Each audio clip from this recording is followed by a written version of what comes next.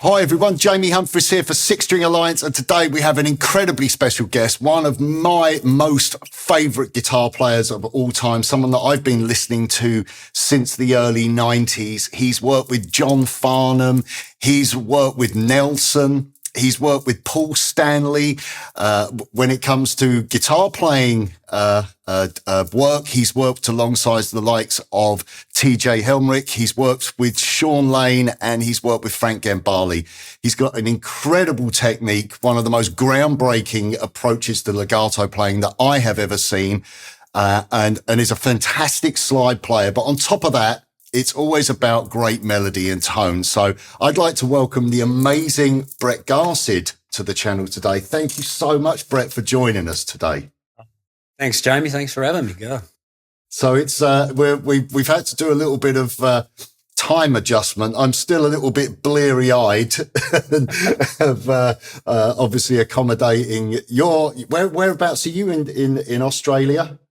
I'm about an hour and a half northeast of Melbourne in Australia. So yeah, it's usually me with the bleary eyes. I did a guitar masterclass for Luke Lewis and Guitar Vivo last Monday. Yeah. Up bright and early at 9 in the morning, ready to let it all happen. So time differences are rough, man. They are.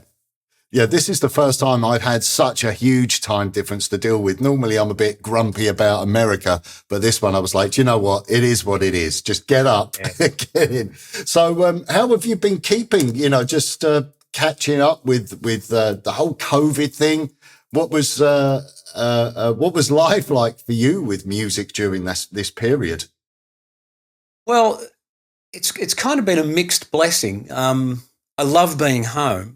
And I've been lucky enough to call myself a pro musician for 40 years now.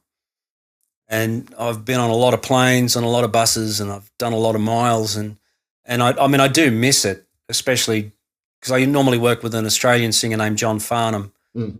And touring with John is just the greatest experience ever. It's just a pleasure to do it. And I really miss it. But it has been wonderful to be home.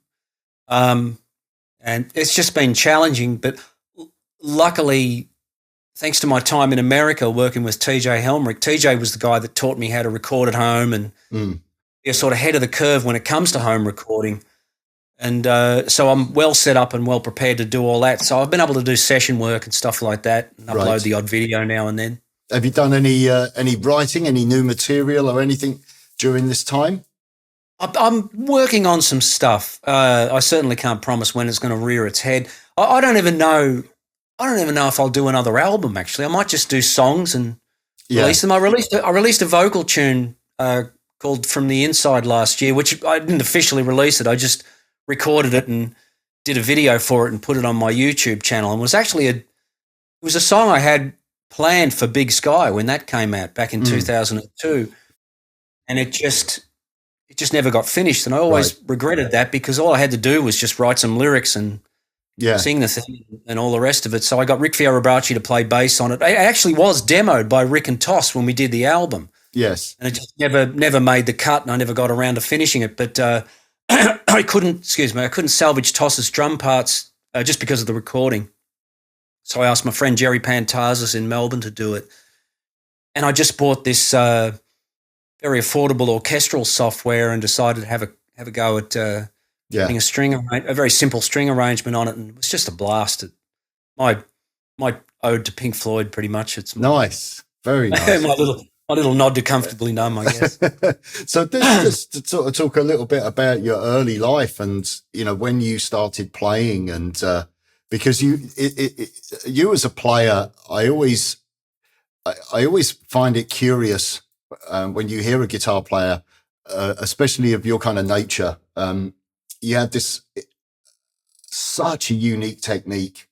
It's incredible with your approach to legato. And I want to discuss improvisation later on. And I was actually talking about you to a student the other day, and we were watching some video online together, and just like, where is your mind set in this whole kind of, you know, when you're playing these lines. But above all, the other thing that I absolutely love about your playing is that you have such a strong note in your hand and vibrato and string bends, things that you know, other players who have great technique, I often find that's a bit, you know, but you have this kind of, it's almost like, I don't want to insult you with this, but it's like, you know, the kind of fusion thing. And then it goes into sort of straight ahead rock, classic rock sort of, you know, it has that roots to it. Maybe I'm off with my, no, you've totally nailed it actually. Yeah. So where did this kind of thing come from? When did you start playing?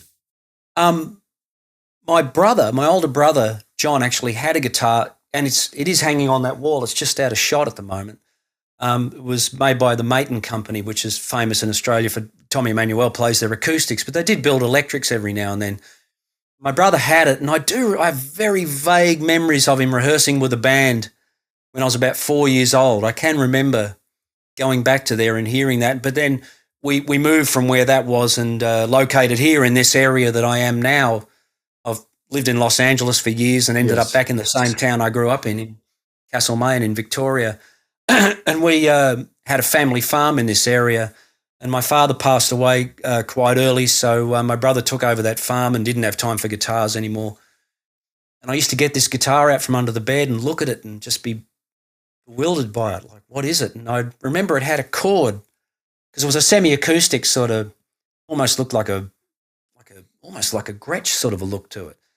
And I'd ask him about it, and I'd say, what's up with this, you know? And he said, it's an electric guitar. And so then I went around the house looking for a PowerPoint to plug it into, and thank God it didn't fit any, you know. We wouldn't be having this conversation with 240 volts. And then I tried plugging it into the stereo, the headphone jack on a little record player, and that didn't work, and gave up on it.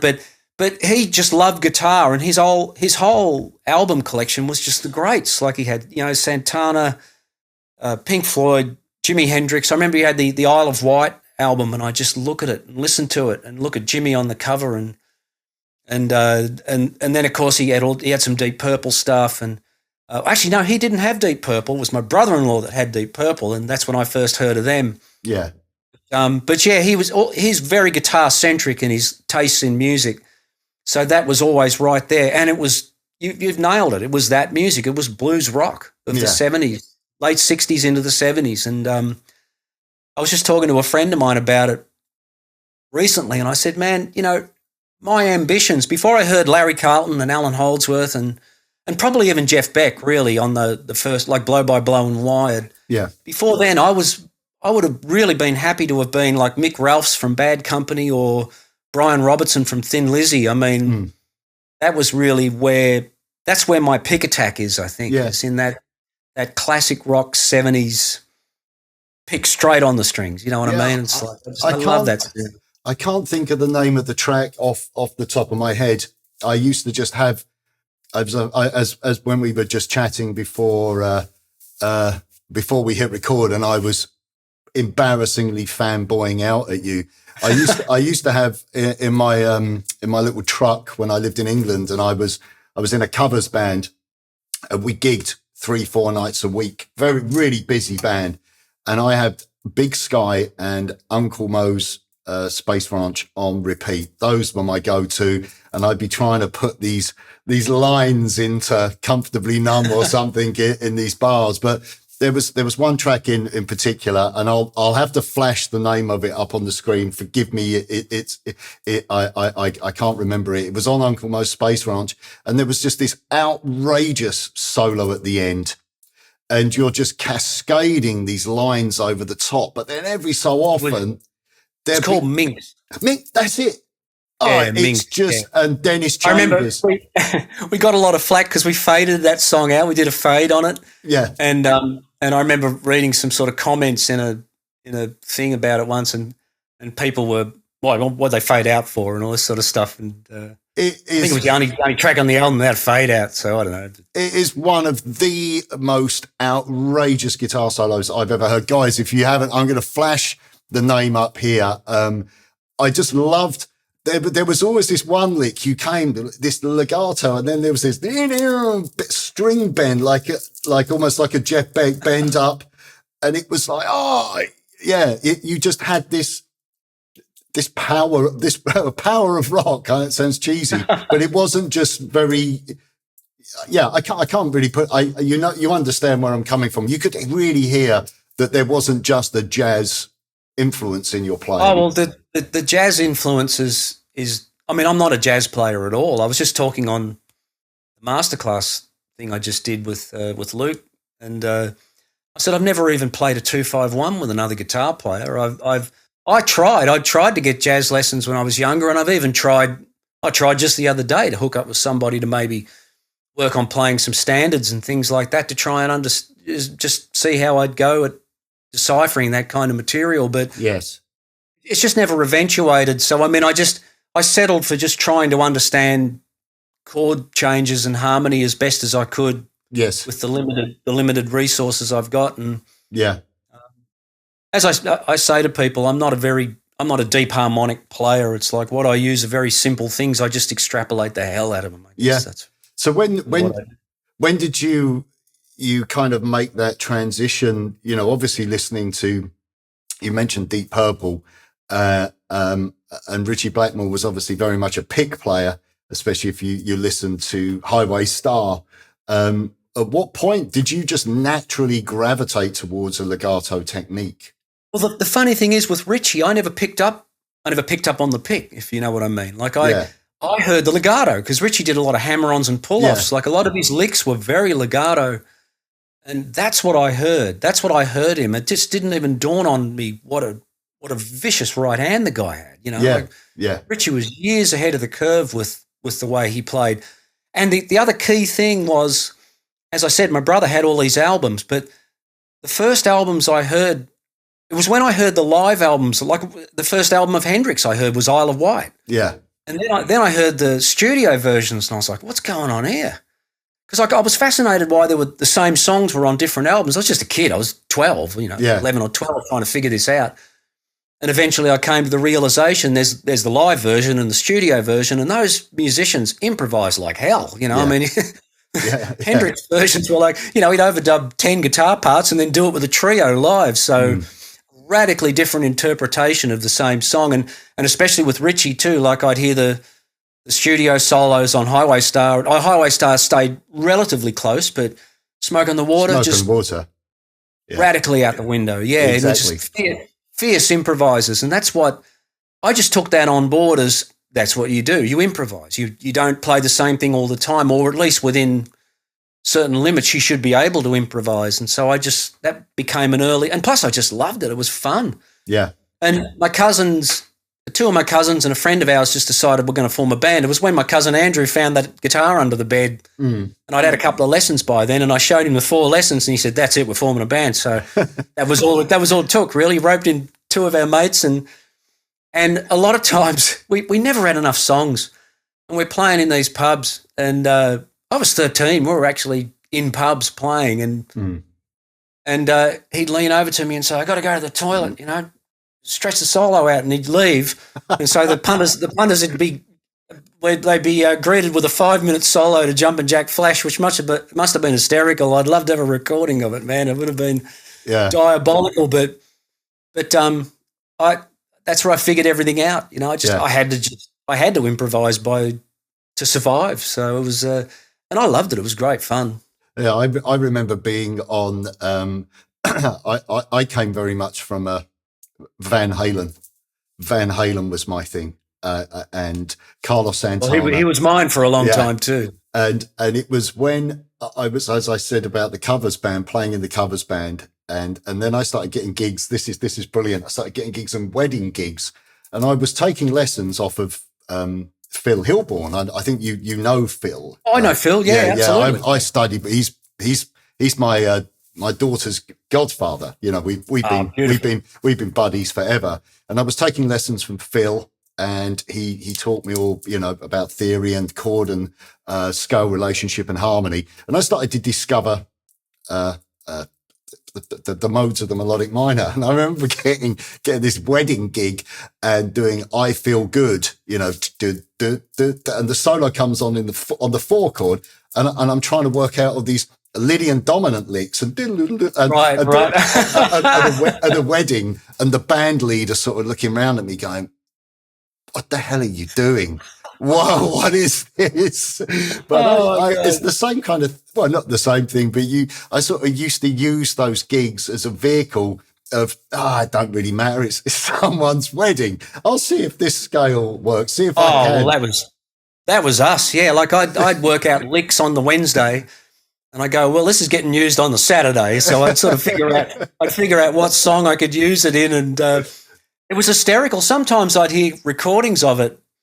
And because we had a local radio station here that would, in probably the very early 80s, they would come to a lot of live gigs by local bands and just record them and play them on the radio. And we get to go, yippee, we're on the radio. And heard by about 5 people over the area. But I remember they played one of our tunes once and I took this solo in it and did this lick. And I was like, what the hell was that? And it was obviously worked out on the Wednesday, played on the Saturday, never played again.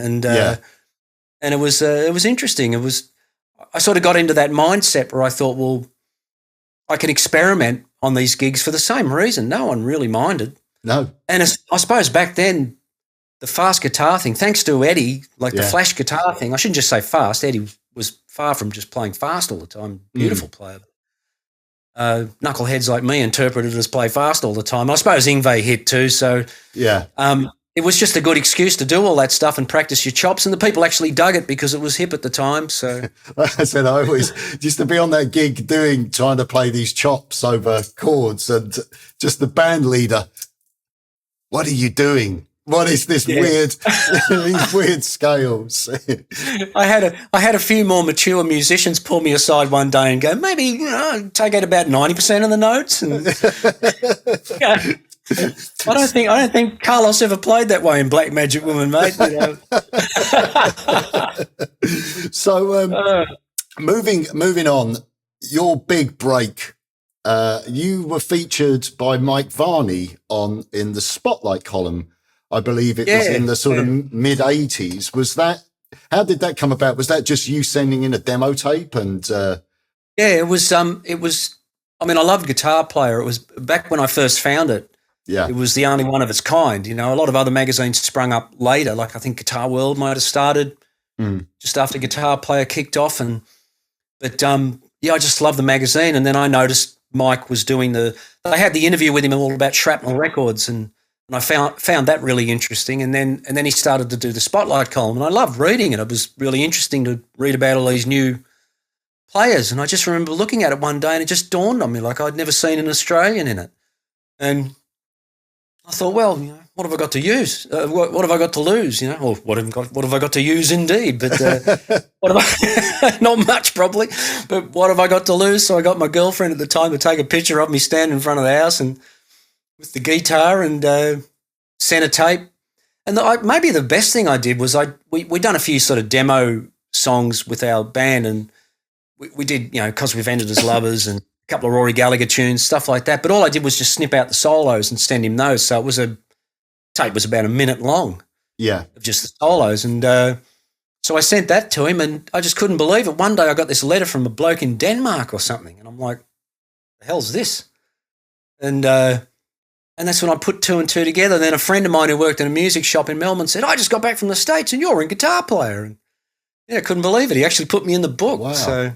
So was your... I think I'm the first Australian to be in it. I don't know. We'll be. Yay me, I suppose. So was your the kind of technique then developed? Because I've seen some early footage of you, that famous John Farnham live solo. Right, but you were doing tapping and different techniques then, weren't you? I've changed so much since then. It's just been a real evolution. Like back then, I suppose my sort of concept, because I play by ear. And I play by intervals. Like I hear relative pitch. Like if you.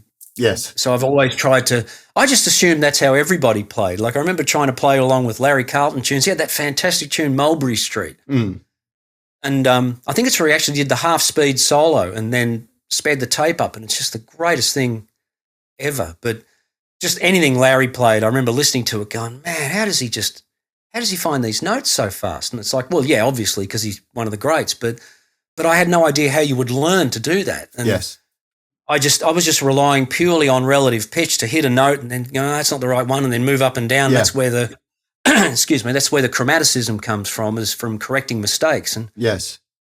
So I never learned any scale shapes or patterns, not legitimately. I'm sure I had patterns, but they weren't traditional ones by any means. There's no cage system or anything like that because no one was around to teach me. Okay, that's interesting. This was something I wanted to touch on later.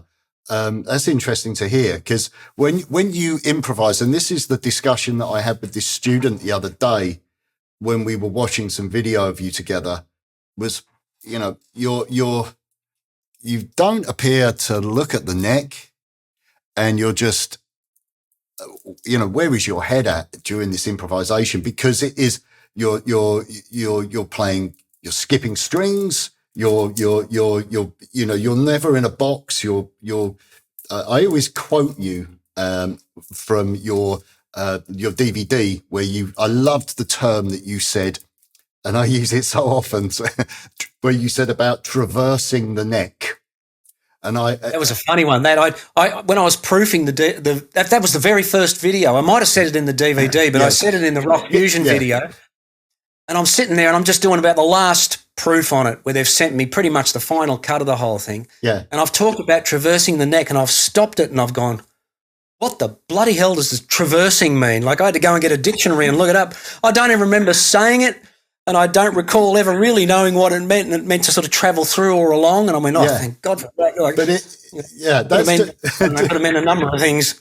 But just to prove that really hit a chord with me when you said that, and that phrase has lived with me in my own teaching. I will say, you know, traverse the neck. It's become part of my vocabulary because it made sense when I watched you play, because some players, you see them, they're very much in a box, or you'll see Joe Satriani when he plays, and John Petrucci, it's 3-note per string patterns repeating in octaves across the strings. It's very laid out. Which they use brilliantly. Of course, it's phenomenal. But you seem to just be in all directions and always have lines, and it's just mind-boggling. I think that there's a reason for it, because I only took 4 lessons when I first started, and was off a chap here in the hometown I'm in. Yeah. And he was a really good guitar player. And I remember it vividly. I walked in and he said, "What would you like to learn?" And I said, "Lead guitar," because I'd heard Speed King by Deep Purple. That's when Richie became my god. And and I went, "Well, I've never heard anything like this before." And I said to my brother, "Who's this?" And he said, "It's Deep Purple. They're the loudest band in the world." And I thought, well, they bloody well sound like it. So it's a sale. I'm in. So I said, "Lead guitar." And he went, "All right, fair enough." And the very first thing he did was he drew a picture of a left hand. He went, 4 fingers, 4 frets. And he showed me the guitar. And so right from the get-go, he was all about use all your fingers. And I thought, thank God he did that, because I would have ultimately, to go down the path I went and to listen to the players I did, especially when I got to Allan, I would have been very frustrated about having that facility. But because he never taught me any scales he taught me 4 songs, so I didn't learn any scale shapes or scales for that matter. I had to discern that major chords were happy and minor chords were sad, and that was just that emotional content. I interpreted a Mixolydian sound because I understood the 7 was a semitone down from where it was in a major scale, without knowing it was called a flat 7. I just went, okay, I'm playing in E, but it's a bluesy kind of thing. Play the D and not the D sharp, and you know, so on, and that's how I sort of developed that, and so there was a sort of progression of just playing lines on one string, because that was the easiest way to see the intervals and hear them, and hear the progression of where the notes wanted to go, and then the killer was when I read an Allan Holdsworth interview many, many years later, and he talked about the 4-note per string scales. And and he pretty much just said, I play a lot of 4-note per string scales, and that was it. You know, Allan never elaborated on much. Like, he just sort of would say something and then move. But that just got me, and I went, what could that possibly mean? And I thought, I guess it means he plays 4 notes per string to play a scale. And I realised, wow, if you do it, you get 3 octaves out of the thing. It's amazing. Like you really move up and down the neck. And so I tried working at patterns, and I thought pointless, because I thought if it becomes a lick, I can only use it two times a night most nights. So what's the point of that? Then I tried working at sequences and shapes to remember where the notes were, and I thought, but that's pointless again as well, because I'm back where I was, except now they're 4 note per string shapes. Yes. And that's when it just dawned on me that this is a great tool to use at any given moment, but I've got to learn my fretboard better. I've got to understand where I can use it, and if I do use it, where I'm going. And so there was a lot of crashing and burning involved, because it just put me into places where the sequences of the positions I was in weren't familiar anymore. It was really uncharted territory. But if I fell back on my ears, if I was trying to play a major scale and hit a minor third, I could correct by going up a half step, and that's where the chromaticism crept in. I started to enjoy that sound, and rather than it being correcting a mistake, it became a thing to aim for because I liked it. Yeah, it really is. It's incredible to watch and to listen to, because the lines are just seamless. It's what I heard. It's what I heard in Allan, Larry. Yeah. I mean, everybody, like everyone, and it didn't even matter if people were in a position, like they had it down. You know what I mean? It's like just to hear anyone do something when they're totally comfortable in it and they're just being themselves. It's such a powerful thing. So they don't have to play anything like me at all. It's just, I love hearing people. I loved hearing Stevie Ray Vaughan just stay in that one spot and just kick the hell out of it. Like, I mean, it's just such a powerful thing to hear someone be themselves and have such a strong identity. Yeah, I was just checking my iPad then, because another guitar player friend of mine who has worked on guitar techniques, as obviously mutual friend Jason, all us working with the mag, absolutely, and also this friend Pete Callard, who is a phenomenal jazz guitar player friend of mine, who he's actually been doing some stuff on the Six String Alliance channel. When he found out I was talking to you late last night, I was just checking an email then, because I thought, hang on, we're in that zone now talking. He said, please ask Brett about his, I'm going to read this email actually, because I want to get this in for Pete, because I thought it was great. He said, he'd like to know about how you developed your rhythmic phrasing, even when you're playing fast note groupings. It's incredibly rhythmically precise. Oh, well, yeah, the precision comes and goes sometimes, but God, you could go all the way back to, like, I think one of the pivotal things I heard, and I'll go way back, was the day I bought The Song Remains the Same. And when I started to listen to the extended solos Jimmy Page does and the extended improvisations the whole band does on Dazed and Confused, I'd never heard those songs before. I think I bought that album and then went back and bought some of the earlier stuff. Yes. So once again, the first thing I'm hearing is a 25-minute live version of a probably 10-minute song maybe.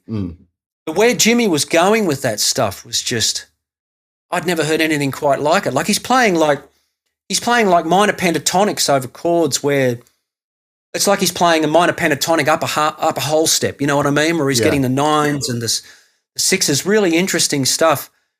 And then what Jeff Beck was doing, especially on Wired, that's when I think the Jan Hammer influence started to creep in, and some of the solos he was taking on that were just pivotal. And then hearing Larry Carlton was the guy. That's where I really just heard this bop phrasing for the first time in a rock context.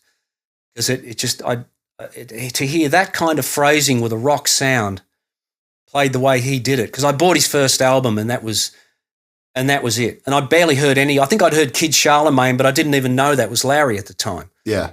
But I bought that first album just because he was on the cover of Guitar Player, and it just blew my mind. It was that was life changing.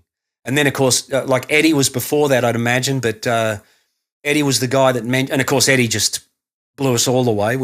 He just changed everything for all of us. And he was the one that mentioned Allan in the Guitar Player cover story that he got. And so I went out and bought the first UK album.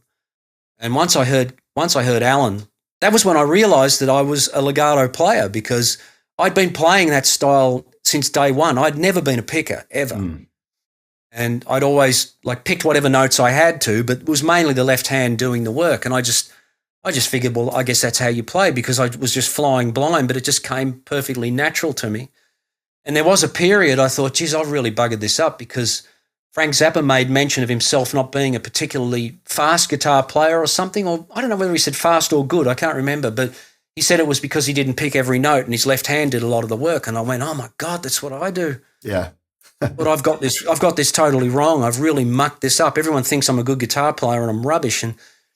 But as soon as I heard Allan, I recognised the sound. I recognised that it was the hammer-ons and the pull-offs, because it's so identifiable. And that's when I just had an epiphany, and I just said, do what you feel like you should do. Just do your thing. There's no rules to it or anything. Just work it out, and if you get a handle on it and it feels comfortable, then it's going to work. And I've just kind of rolled with that all my life. But I think Lowry is the guy that set me on that rhythmic path.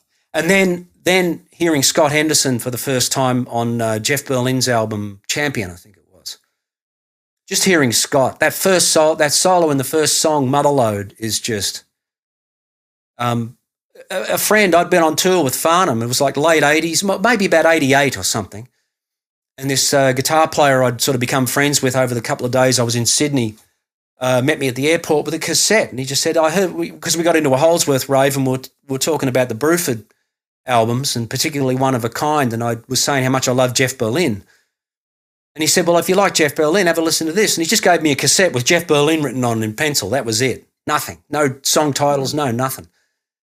And I got on the plane and stuck it in my Walkman, and Motherlode came on, and I heard the melody. I'm like, who's this guitar player? I said, it sort of sounds like Allan in a way, but different. And then the solo, and I was like, oh my God, who's this guy? And so for the next year, at least, like the next year, maybe year and a half, this unknown guitarist on this cassette with Jeff Berlin written on it is just blowing me away and heavily influencing me.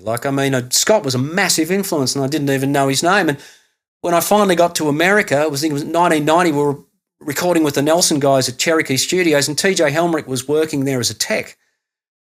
And he introduced himself to me, and we became friends. And he said, hey, I teach up at GIT. You want to come up and check the school out? And I said, oh, I'd love to. And he said, well, go up Tuesday. Henderson's teaching there. And I said, who's that? And he said, Scott Henderson, you'll like him. And we went up there and stuck our heads in Scott's open counselling room. And I swear he gave us this look like, oh, great, 2 more long hairs, fun, And so we go in there and sit down, and he's I've still got no idea who this bloke is, and he started jamming with a student, and he might have even been just playing with a clean tone, because I play in real book tunes, and he played about 4 notes of a solo, and I went, oh my God, it's the guy on the tape. It's the power of identity, right? 4 notes, I reckon, and I went, he's the guy on the tape. Yeah. Bloody hell. So, of course, I went to Tower Records looking for Scott Henderson albums and couldn't find any, because they were all Tribal Tech albums. But I eventually found them, and yeah, boy, what a profound influence Scott is. That's a fantastic story. But it is, with regards to like what Pete asked in his late night email, oh, you have to ask him this. It was, again, I discovered, I've always been, and I hate to say this in front of someone like yourself, I've always seen myself more as a legato player. But obviously, the levels of legato dedication and ability is very different here. Allan was my guy, so you definitely want to talk about levels. Well, I don't think there's enough ceiling in here for that level. But I was very much into a guitar player in a very quirky English band called It Bites, and there was a guitar player. If you've never heard this guy, check out Francis Dunnery. Well, I better write this down. Yeah, you need to listen. Well, you don't need to listen, but have a listen to an album called Once Around the World. He's the lead singer, and he plays they came from Egremont in Cumbria, but they sound like it's like a prog rock meets pop. But he was a massive Holdsworth fan. Oh God, I'd love to hear that. And although with Frank it was a lot more chaos in his playing than Allan. It was a lot of shapes, but he had the most ferocious legato technique. And wow, I remember they had a single out called "Calling All the Heroes," which was this poppy, 80s pop song.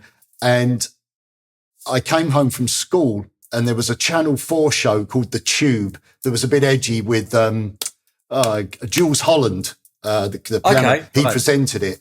And so they were like, we got this band, It Bites. And I was like, it's that band. And he came on, and Frank had a wig on. He was quite an extrovert. And I remember watching it and thinking, oh, God, because I was really into Marillion and Pink Floyd, and thinking, actually, this riff is pretty cool. This doesn't sound anything like that pop band. And then he just launched into this solo. And I was like, holy crap, what was that? And that was it. So I got very much into shape playing. Everything was shapes.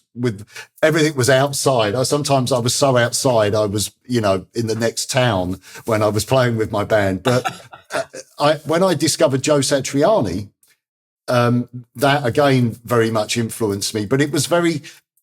My long-winded round all the way round the woods to get to the trees point is that those guys seem to cascade over the beat, whereas I listened to Yngwie and he was very regimented, but you were able to cascade over the beat, but you also had that very strong regimented when you needed it legato. I guess it's like playing outside notes. Like, it's the resolution that matters, like you can sort of be as rubato as you want, as long as you know where you're coming back to, and you can really hit a strong downbeat, and of course, and just the one eander principle of being able to begin a phrase on any one of those subdivisions. It really helps to just spice things up. It's if you always start on a downbeat, I'd hear myself sometimes, and I'm always on a downbeat or an upbeat, and I've tried over the years to really spice that up a bit and just to get some rhythmic variation. It's Scott. Once again, Scott was the guy, when I'd see him, because I got to see him doing open counselling a lot when I started to go and work at GIT a little bit, and he would just pick one note and do a rhythmic thing. Like the point of it was, he obviously knew the note was good, but which was another thing that blew me away about him, was how he'd pick one note and let it last through four chords. And I went, he knew that note was going to work through those 4 chords. And of course he did. But I heard him talk about it, where he often thought of himself as a percussionist sometimes, because his playing was so heavily rhythmic, and that was such a priority for him, rather than the chops thing. Even though he's got stacks of chops, he just chooses to go another direction.